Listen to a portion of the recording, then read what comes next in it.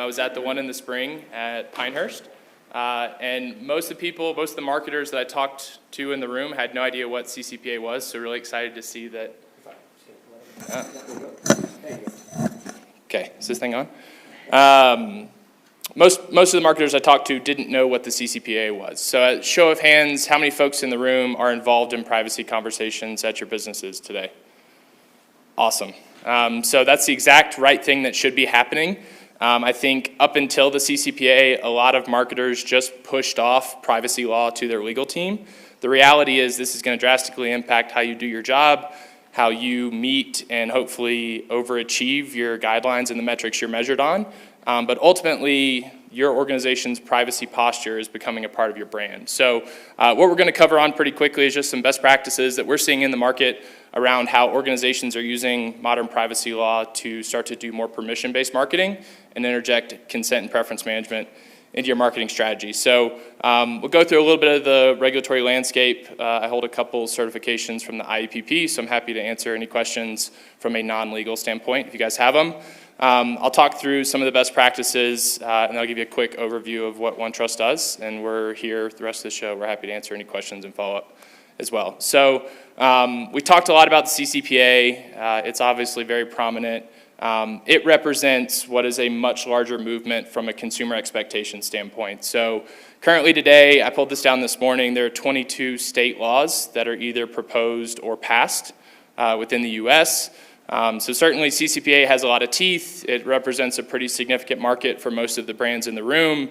But the reality is you're going to create a very complex environment, or the environment will be created for you very shortly as we move into 2020.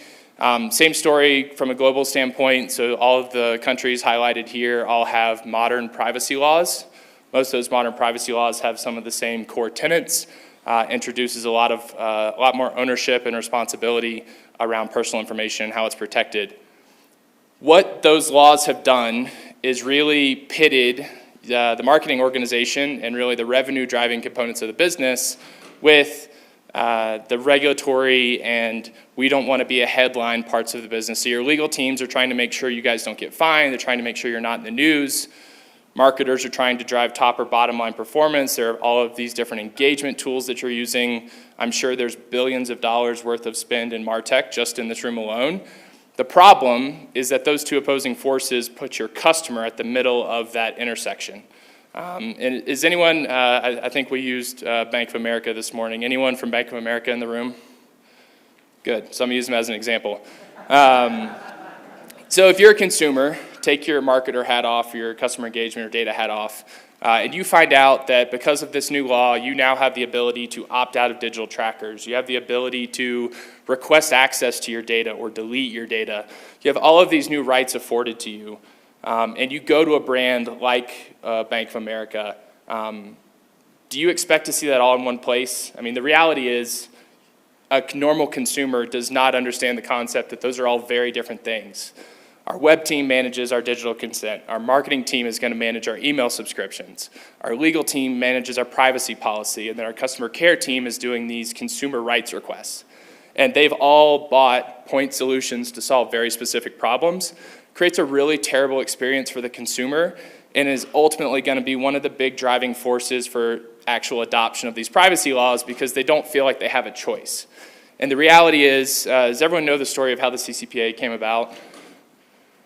Anybody? Does anyone want to know? Yeah. Okay. So my favorite Bond villain, Alistair McTaggart, who was a real estate mogul in California, was at a party talking to a Google developer. Google developer probably shared more than he should and basically scared Alistair McTaggart about what data Google had on him and his family. Problem with that is he was rich enough to do something about it. So he goes and creates a ballot initiative that effectively creates the CCPA. What that means is it's a really bad law. Not that the intent behind it isn't good, but the reality is it's a very difficult law to comply with. There's a lot of holes in it. It's still in flight now. There's already a version 2.0. So it's a difficult law, but it represents a movement from a consumer standpoint that I would argue is not about privacy, it's about transparency. So as a consumer, I don't want or I won't demand any less of a personalized experience from the brands I do business with. I just might be more interested to know how they arrived at delivering that experience to me. So I wouldn't approach laws like the CCPA or GDPR or whatever law comes next with the notion that it's going to reduce or is going to diminish your ability to deliver personalized experiences. I would approach it as an opportunity to create more transparency around how you arrived at that decision and ultimately use that as a competitive advantage for your brand. I was going to focus on consent and preference management around these laws, but I think more broadly speaking, a lot of these laws have created requirements around how you manage more permission-based engagement or permission-based use of data.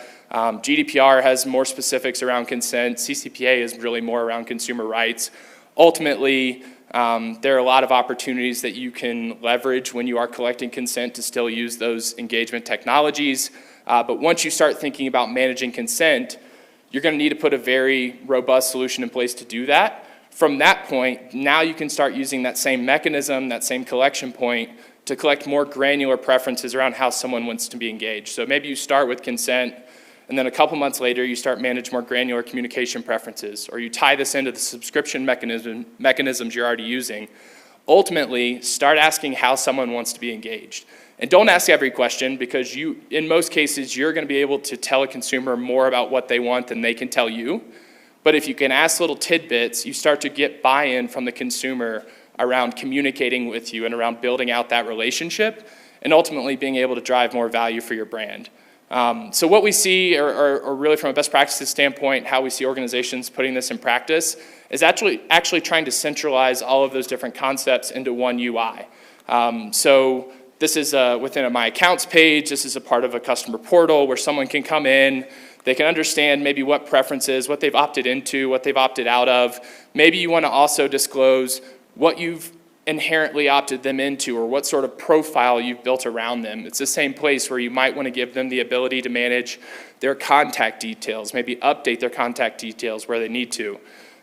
Same interaction point where you then now facilitate these consumer rights that you have to through these laws, but by putting it in conjunction with a preference management solution, you should be reducing the number of engagement ending opt-outs or engagement ending deletion requests that you collect, which again, as marketers, that's going to be your job because your legal team is not nearly as invested in keeping these individuals within your total addressable market. So by you guys taking more ownership in that and really putting it in a much more engaging interface, drives more value for the business. One of the recommendations we make almost every time is to also be transparent about what policies and notices these consumers have opted into, what versions of those. Great place to also manage those digital tracking consents. And then lastly, privacy is the new trade war. So you look at the GDPR, why it was established to really streamline commerce in the EU. You're going to see the same thing within the US. I talked about all those different state laws. It's going to become too cumbersome for businesses to specialize or localize in each state. So how do you now evangelize the work all of your brands do? So I know PGA Tour brought up a great example of how they're being really intentional about where their data is stored and how it's communicated. Tell your customers that, because we're going to arrive at a point in time, and it's not that far in the future, where consumers are going to make decisions about how they engage with brands based on their understanding and their interpretation of how that brand protects their data and honors their privacy rights and their permissions. So again, I know that was a quick session. OneTrust has solutions for the entire privacy and marketing compliance landscape. Specifically, our group is focused on consent and preference management and then facilitating some of those consumer rights. We have a booth right outside. Happy to answer any questions now, or if we just want to meet later or at a cocktail hour, happy to do that as well. All right. Neil. Give it up for Neil.